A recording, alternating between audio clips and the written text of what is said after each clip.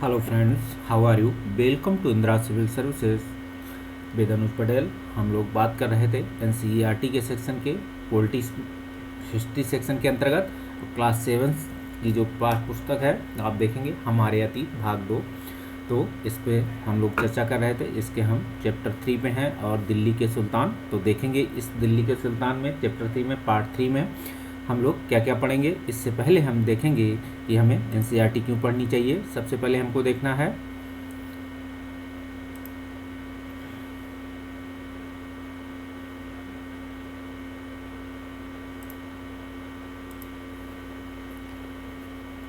तो आप देखेंगे हमें एनसीईआरटी क्यों पढ़नी चाहिए। तो UPSC, CSC, UPPCS, other state PCS exam, pre cum mains के हिसाब से वनडे एग्जाम की श्रृंखलाओं में देख सकते हैं।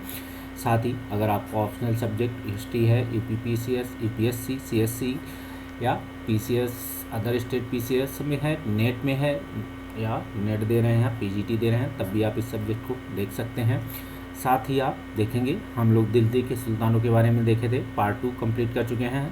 हम लोग दिल्ली के सुल्तान के संदर्भ में हम लोग चंगेज़ खां, मंगोलिया, क्योंकि दिल्ली सल्तनत में कहीं ना कहीं इन लोगों का भी रोल होता है, आप देखेंगे। तो पार्ट 3 में हम देखेंगे कि मोहम्मद बिन तुगलक,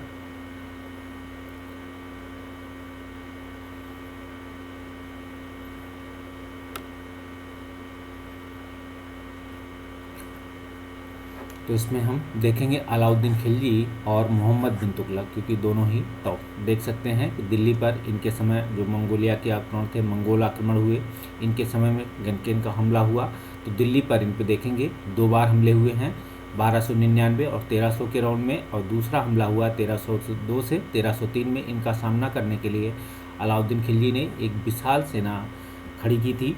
साथ ही आप देखेंगे अलाउद्दीन खिलजी ने अपने सैनिकों के लिए सीरी नामक एक नया गैरीसन शहर बनाया था। हमने आपको बताया था गैरीसन शहर क्या होते हैं, कभी भी आपसे पीटी में क्वेश्चन पूछा जा सकता है।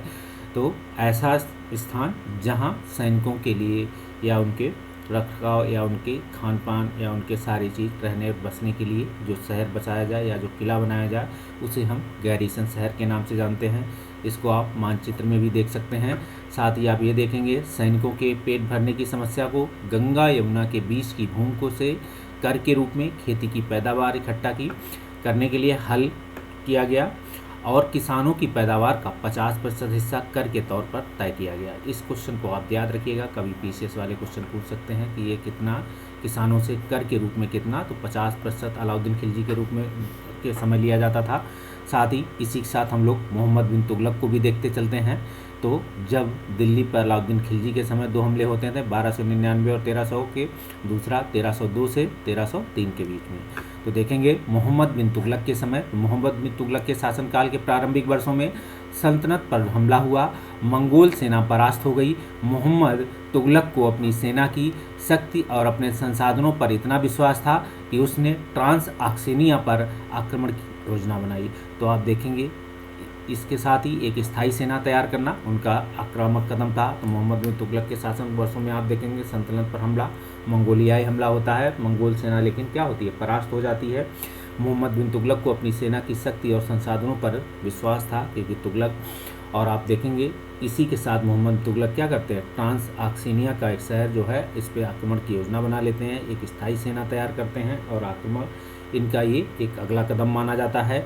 इनके समय वहाँ मोहम्मद बिन तुगलक के समय देखेंगे तो एक नया गैरीसन शहर बनाने के स्थान पर दिल्ली के चारों शहरों में से सबसे पुराने शहर दिल्ली ए कोहिना को निवासियों के जो है खाली करवाकर वहाँ सामनिया सैनिक बना दी गई गैरीसन शहर के रूप में। पुराने शहरों के निवासियों को दक्षिण में बनी नई राजधानी दौलताबाद भेज दिया गया। तो आप देखेंगे इनके समय दिल्ली ये जो कोयना शहर है, तो यहीं पे आप देखेंगे ये गैरीसन शहर बनाते हैं मोहम्मद बिन तुगलक, और सेना को खिलाने के लिए इलाके से खाद्यान्न इकट्ठा करते हैं। सैनिकों की विशाल संख्या की ज़रूरतें पूरी करने के लिए सुल्तान ने अतिरिक्त कर भी लगाए, और इस दौरान इस क्षेत्र में अकाल भी पड़ा। तो देख सकते हैं जब अतिरिक्त कर लगाए जा रहे थे उसी समय यहाँ अकाल भी पड़ता है। तो इस समय आप देख सकते हैं इधर हम अलाउद्दीन खिलजी के संदर्भ में देखते हैं तो सैनिकों को वेतन भी देना होता था। अलाउद्दीन खिलजी ने सैनिकों को इक्ता के स्थान पर नगद वेतन स्थान देना तय किया। ये क्वेश्चन कई बार पीटी में पूछा जा चुका है। साथ ही देखेंगे सैनिक अपना आवश्यक सामान दिल्ली के व्यापारियों से खरीदते थे और ये जो उन्हें आशंका थी कि व्यापारी अपनी चीज़ों की कीमतें बढ़ा देंगे। इसे रोकने के लिए अलाउद्दीन खिलजी ने क्या किया है, चीज़ों को नियंत्रण करने के लिए कीमतों पर नियंत्रण लागू किया। ये क्वेश्चन भी आपसे पीटी में पूछा जा चुका है कि किस शासनकाल में या किसके सल्तनत के कौन से राजा के शासनकाल में जो है बाज़ारों पर नियंत्रण रखने के लिए, कीमतों पर नियंत्रण रखने के लिए जो है आपने बाज़ार पर जो है एक अपना अफसर नियुक्त करते हैं। और आप देखेंगे कि अफसर बड़ी सावधानी से कीमतों का सर्वेक्षण करते थे। जो व्यापारी निश्चित दरों की उल्लंघन करते थे उन्हें सज़ा मिलती थी। इसी समय मोहम्मद बिन तुगलक के शासनकाल में अगर देखें घटना क्या थी, मोहम्मद बिन तुगलक भी अपने सैनिकों को नगद वेतन देते थे, आप देखिए, लेकिन कीमतों पर नियंत्रण करने की जगह कुछ आज भी क्या है, कागजी मुद्रा की जगह टोकन मुद्रा, जिसे हम सांकेतिक मुद्रा चलाई, जिसे सिक्के धातु के बने होते थे लेकिन सोने चांदी के ना होकर सस्ती धातु के थे। टोकन इसी को कहा जाता है टोकन मनी या सांकेतिक मुद्रा। 14वीं सदी की बात आती है तो 14वीं सदी के लोगों को इस मुद्रा पर भरोसा नहीं था। वे बहुत चतुर थे, कौन, जो लोग थे, ना कि मोहम्मद बिन तुगलक, तो अपने सोने चांदी के सिक्के से बचाकर रख लेते थे और तमाम को जो है क्या करते थे, इस टोकन मुद्रा से ही चुकाते थे। इस सस्ती मुद्रा जैसी जाली सिक्के भी बड़ी आसानी से बनाए जा सकते थे, इसीलिए इनकी ये मुद्रा फेल होती है मोहम्मद बिन तुगलक की। आप देखेंगे अलाउद्दीन खिलजी के समय घटना घटती है कि अलाउद्दीन जी क्या होता है, प्रशासनिक कदम काफ़ी सफल रहे।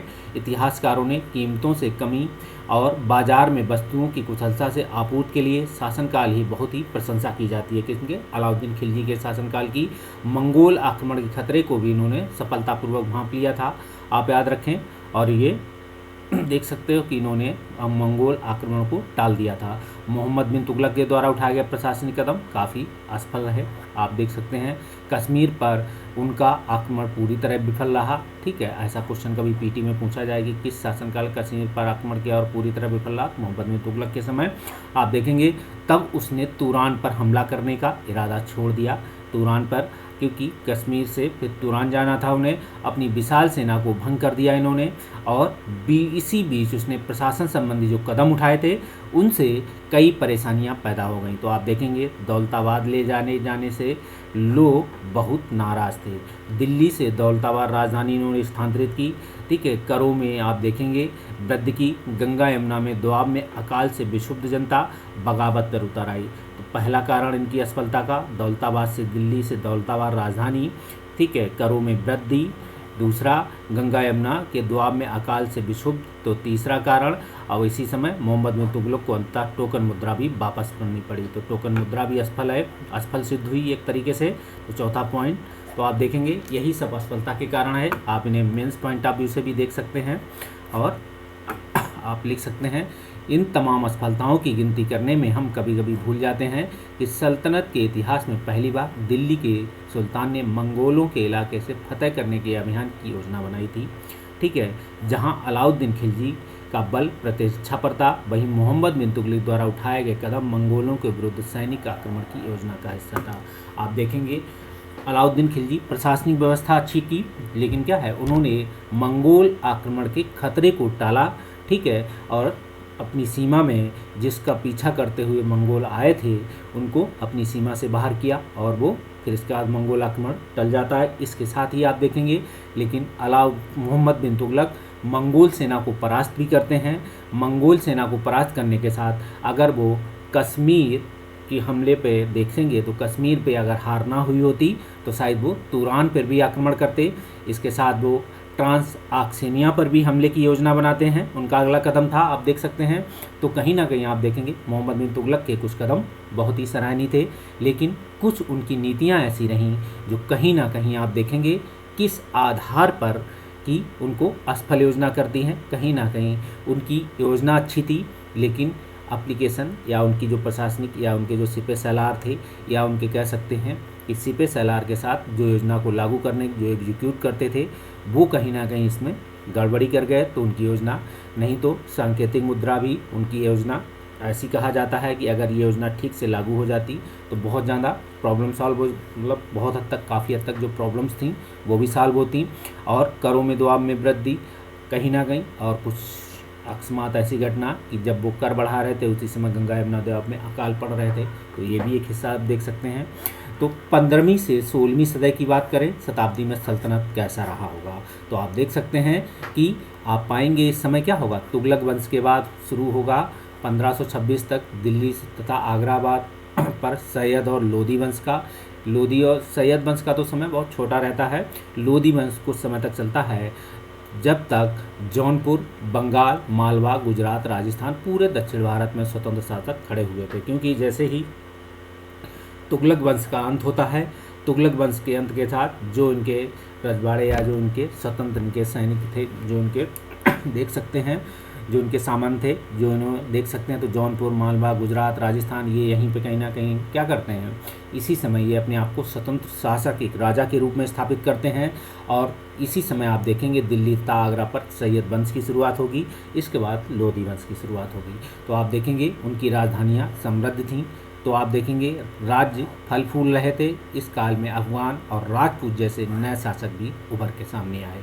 तो इस काल में आप देखेंगे अफगानों को और राजपूत जैसे नए शासक भी उभर कर सामने दिखाई पड़ेंगे। तो इस काल में ही स्थापित राज्यों में से कुछ छोटे तो थे, आप देखेंगे, पर शक्तिशाली थे। राज्यों में कुछ छोटे थे पर शक्तिशाली थे और उनका शासन बहुत ही कुशल और सुव्यवस्थित तरीके से चल रहा था। आप ये भी देखेंगे, आप शेरशाह सूरी का नाम ले सकते हैं। 1540 से 1545 से बिहार में अपने चाचा के एक छोटे से इलाके के प्रबंधक के रूप में एक काम शुरू करते हैं और आगे चलकर इतनी उन्नति करते हैं कि मुगल सम्राट हुमायूं 1530 से 1540, 1555 से 1556 तक को देखेंगे इनकी चुनौती किनको, शेरशाह सूरी द्वारा मिलती रही और परास्त भी करते हैं। लेकिन शेरशाह ने दिल्ली पर आक्रमण करके स्वयं अपना राजवंश स्थापित कर दिया। तो आप ये देख सकते हैं कि दिल्ली पर अधिकार करके स्वयं अपना राजवंश किस तरीके से ये स्थापित करते हैं। हालांकि आप देखेंगे सूरी वंश ने केवल 15 वर्ष 1540 सूरी वंश, तो आप देखेंगे शेरशाह सूरी के समय का ही है, तो 1540-1555 तक शासन करते हैं। लेकिन इसके प्रशासन में देखेंगे अलाउद्दीन खिलजी वाले कई तरीकों को अपनाया। तो आप देखेंगे अलाउद्दीन खिलजी की जो प्रशासनिक व्यवस्था थी वो सूरी वंश कहीं ना कहीं उसको अपनाती है। तो ये पीटी में कभी आपसे क्वेश्चन पूछी जाए तो आप इसे ध्यान रखिएगा, पीटी में क्वेश्चन आपसे बन सकता है। तो आप देखेंगे इसे चूज, क्योंकि इसी समय आप देखेंगे जो भूमि नापने की पद्धति है वो भी कहीं ना कहीं अलाउद्दीन खिलजी और सूरी से मिलती जुलती है। रुपए की जो पद्धति है आप देखेंगे, जो हम लोग रुपया बोलते हैं, इसका भी कहीं ना कहीं आप देख सकते हैं इसी समय से। तो महान सम्राट अकबर का भी समय आता है अब 1556 से 1516 से 5 तक। तो आप देखेंगे जब मुगल जो साम्राज्य को समेकित किया, उसने अपने प्रतिमान के रूप में शेरशाह की प्रशासन व्यवस्था को ही अपनाया। तो आप देख सकते हैं कभी ये पूछा जाए कि जब मुगल काल के साम्राज्य का हिस्सा बनते हैं या मुगल राज्य की डायनेस्टी को संभालते हैं, तो आप देख सकते हैं कि वो शेरशाह सूरी की जो प्रशासनिक व्यवस्था है उसको अपनाते हैं। तो आप ये भी देख सकते हैं कि शेरशाह सूरी की प्रशासनिक व्यवस्था, शेरशाह सूरी की जो भूमि या गज मापने की जो पद्धति है, रुपए या टोकन कह सकते हैं, जो रुपया आबाद बोलते हैं, इनको भी देख सकते हैं। अब हम बात करेंगे अन्यत्र के रूप में 3 श्रेणियों को बांटते हैं। अन्यत्र की जब हम बात करते हैं तो अन्यत्र में कहीं ना कहीं इसी दौरान हम विश्व के अन्य हिस्सों में क्या घटनाएं घट रही होती हैं। तो देखेंगे ईश्वरीय शांति, जब समय भारत में राजवंश के लिए मारकाट हो रही थी, राज प्रशासन के लिए लोग क्या कर रहे थे, नए नए राज बना रहे थे, तो आप देखेंगे क्या हो रहा था, उसी समय विश्व के अन्य हिस्सों में धर्म का प्रचार प्रसार हो रहा था। आप देखेंगे तो इसमें 3 श्रेणियों में देखा गया है। ईश्वरीय शांति की बात की गई है, नाइट और धर्मयुद्ध। तो देखेंगे 3 श्रेणियों का विचार सबसे पहले 11वीं सदी में आरंभ क्या होता है, फ्रांस से सूत्रबद्ध होता है। तो आप देखेंगे इसके अनुसार समाज को 3 वर्गों में विभाजित किया जाएगा, प्रार्थना करने वाला वर्ग, युद्ध करने वाला वर्ग और खेती करने वाला वर्ग। तो 3 वर्गों में, ठीक है, समाज के इस विभाजन को ईसाई धर्म का समर्थन प्राप्त था। अगर कभी मेंस पॉइंट ऑफ व्यू से समाज या सोसाइटी में जो वर्ग विभाजन, तो आप कभी तुलना की जाए तो आप जो भारत में कास्ट सिस्टम या आप देख सकते हैं धर्म सिस्टम है जिसका डिवीज़न हुआ है धर्म के आधार पर, तो आप इसी को फ्रांस के सूत्रबद्ध आप देख सकते हैं, वहाँ से भी आप दिखा सकते हैं। इस विभाजन से आप दिखाएंगे कि ईसाई धर्म को समाज में अपने प्रबल प्रभाव को और भी दृढ़ करने में सहायता मिलती थी। इसी विभाजन से योजनाओं का एक नया समूह उभर कर सामने आया। तो कहीं ना कहीं ये आप मेंस पॉइंट ऑफ व्यू से लिख सकते हैं। जीएस के जो है इंडियन सोसाइटी, ठीक है, इंडियन कल्चर, इंडियन लैंग्वेजेस, और कहीं ना कहीं इनको जो इंडियन कल्चर का पार्ट है उसमें भी आप इन चीज़ों को देख सकते हैं, लिख सकते हैं। इन योद्धाओं को आप देखेंगे, ईसाई धर्म को समाज में प्रबल प्रभाव और भी दृढ़ करने में सहायता मिलती थी। इसी प्रभाव से क्या होता था, योद्धाओं का एक नया समूह उभर कर सामने आया। इन योद्धाओं को हम नाइट कहा जाता। तो नाइट किसे कहा जाता था, जो आप ईसाई धर्म में क्या होता था, जो ईसाई धर्म के रक्षक थे, जो उनके प्रभाव थे। तो योद्धाओं का एक नया समूह उभरा जो ईसाई धर्म की रक्षा करने के लिए थे। तो उन योद्धाओं को हम नाइट के रूप में जानते हैं। कभी ये क्वेश्चन आपसे पीटी में यूपीएससी पूछ सकती है, याद रखिएगा साहब। ईसाई, तो ईसाई धर्म के इस समूह के संरक्षण देता है। तो इस समूह को संरक्षण देता था, अपनी ईश्वरीय शांति की अवधारणा के प्रसार में इसका उपयोग करता था। नाइट से अपेक्षा की जाती थी कि वे धर्म और ईश्वर की सेवा में समर्पित योद्धा के रूप में बने रहें। ठीक, कोशिश यह रहती थी कि इन योद्धाओं को आपसी लड़ाई और भिड़ाई से विमुख करके मुसलमानों के विरुद्ध युद्ध करने के लिए भेज दिया जाए। तो आप देख सकते हैं ये धर्म के लिए युद्ध लड़ते थे, यरूशलेम शहर पर कब्जा करके रखा था। इस परिणाम स्वरूप जो क्या करते थे, सैनिक अभियान की एक श्रृंखला चली। ठीक है, आप इसे, जिसे हम क्रूसेड कहते हैं। तो आप देखेंगे बहुत सारे नामों आप सुने होंगे। क्रूसेड क्या होता है, क्रूसेड एक धर्म युद्ध बोलते हैं इसे। ईश्वर तथा धर्म की सेवा में किए गए इन अभियानों ने नाइट की हैसियत पूरी बदल डाली। तो आप देखेंगे किस तरीके से इन्होंने, ठीक है, ईश्वर और धर्म की सेवा में किए गए अभियान थे ये। ईश्वर और धर्म की आड़ में जो लड़ाइयाँ हुई या जो राज्य का प्रचार प्रसार हुआ, देख सकते हैं कहीं ना कहीं नाइट की हैसियत से पूरी तरीके से बदल डाली गई। क्योंकि उन्हें क्या किया, धर्म का योद्धा कहा गया, क्रूसेड धर्म, और जो युद्ध लड़ा गया उसे क्रूसेड, उसे धर्म युद्ध कहा गया। नाइट द्वारा जो युद्ध लड़े गए वो क्या हुए, वो क्रूसेड कहलाए, धर्म युद्ध। तो याद रखिएगा, पहले इन नाइटों की गिनती कुलीनों में नहीं होती थी। ठीक है, इन नाइटों कुलीन में, मगर फ्रांस आए तो फ्रांस की 11वीं सदी का दौर आता है। अंत तक जर्मनी में एक सदी बाद, मतलब इन योद्धाओं को दीनहीन अतीत को भुला दिया गया और 12वीं सदी तक कुलीन वर्ग के लोग भी नाइट कहलाना चाहने लगे। अब क्या हुआ, 12वीं सदी का दौर आया तो अब कुलीन वर्ग के लोग भी नाइट का हिस्सा बनने लगे। उनकी भी ये चाहत अंदर से पैदा हो गई कि हम भी अब क्या बनेंगे, नाइट का हिस्सा बनना चाहेंगे। तो चलते हैं, इसी तरीके से हम इस चैप्टर की समाप्ति की ओर चले हैं। तो आप देखेंगे कुछ क्वेश्चंस हैं। दिल्ली में पहले किसे राजधानी स्थापित की, सबसे पहल तो राजधानी के रूप में देखेंगे। दिल्ली सुल्तानों के शासनकाल में प्रशासन की भाषा क्या थी, तो सुल्तानों के समय देख सकते हैं क्या थी भाषा, हम इस पर चर्चा कर चुके हैं। और आप ये भी देखेंगे किसके शासनकाल के दौरान सल्तनत का सबसे अधिक विस्तार हुआ। तो इसको भी क्वेश्चन को याद रखिएगा, ये कभी आपसे पीटीवाई पे क्वेश्चन भी हैं। ठीक है, सबसे पहले किसने राजधानी स्थापित की, तो ये पीटी के भी क्वेश्चन है, मेन से भी आप इसे लिख सकते हैं। ठीक है, एक एक पॉइंट देख सकते हैं। इब्न बतूता किस देश का से भारत आया था, आप इसे लिख सकते हैं। पीटी पॉइंट ऑफ व्यू से आंसर दीजिए आप। साथ ही न्याय चक्र की बात हम किए थे, न्याय चक्र को देखेंगे कि इसके अनुसार सेनापतियों के लिए किसानों के हितों को ध्यान में रखना क्यों जरूरी था। तो आप देखेंगे सल्तनत की भीतरी और बाहरी सीमा से आप क्या समझते हैं, इस आप देख सकते हैं। मुक्ति को अपने कर्तव्यों का पालन करें सुनिश्चित करने के लिए कौन कौन से कदम उठाए गए थे। मुक्ति या जिसे इक्ता को, तो आप देख सकते हैं इन्हें इक्तेदार या मुक्ति कहा जाता था, इनके संदर्भ में देखेंगे। और विचार में सुल्तान के आदेशों का उल्लंघन करना चाहने के पीछे उनका कारण क्या हो सकते हैं मुक्ति के। दिल्ली सल्तनत पर मंगोलों के आक्रमण का प्रभाव क्या पड़ा, तो आप देख सकते हैं दिल्ली सल्तनत की बात है, किस किस के शासनकाल में हुआ है। और आप ये भी देखेंगे कि आपकी समझ में तवारीख की बात हमने की थी कि लेखक, ठीक है, तवारीख क्या है, तवारीख में क्या चीज़ें लिखी गई हैं, पूछा जाए तवारीख क्या है, तो आप देखेंगे ये एक फारसी शब्द है। ठीक है, और सल्तनत काल की कहीं ना कहीं भाषा भी आप देख सकते हैं क्या थी, फारसी ही थी। आम जनता के जीवन के रूप में आप कोई जानकारी दे सकते हैं, आप दीजिएगा। ना समझ में आए तो फिर से वीडियो देखें हमारे।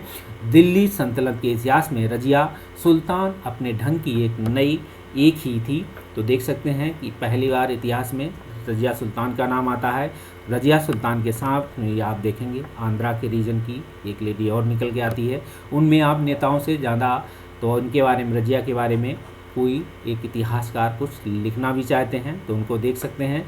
दिल्ली के सुल्तान जंगलों को क्यों कटवाना चाहते थे, आज भी जंगल उन्हीं उदाहरणों से काटे जा रहे हैं। तो दिल्ली के सुल्तान जंगलों को क्यों काटना चाह रहे थे, उस समय बांस जैसी भारत के बांस अन्य देशों के बांसों में क्या असमानता थी, आप देख सकते हैं। तो दिल्ली के सुल्तानों द्वारा बनवाई गई कोई इमारत आपको पता हो तो आप उसके बारे में लिखें।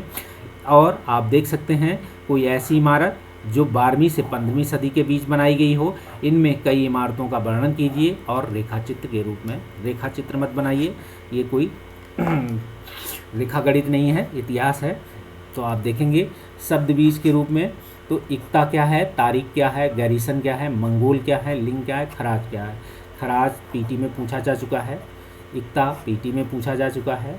तारीख क्या है, तवारीख को कहते हैं। गैरिसन क्या है, ये कभी भी क्वेश्चन पीटी में पूछा जा सकता है और ये क्वेश्चन जब पूछा जाएगा तो सबसे पहले यूपीएससी ही पूछेगी, याद रखिएगा। मंगोल, तो आप देख सकते हैं इसे।